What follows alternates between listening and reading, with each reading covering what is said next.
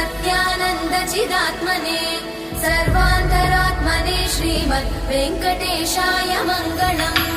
स्वतः सर्वविदे सर्वशक्तये सर्वशेषिणे सुलभाय सुशीलाय वेङ्कटेशाय मङ्गलम्।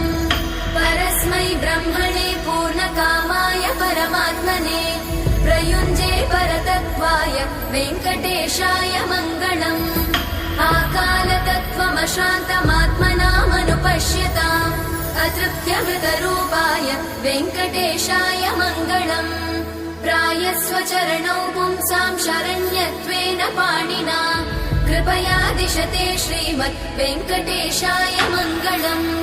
दयामृततरङ्गिण्यास्तरङ्गैरिव शीतलै अपाङ्गैः सिञ्चते विश्वं वेङ्कटेशाय मङ्गलम्।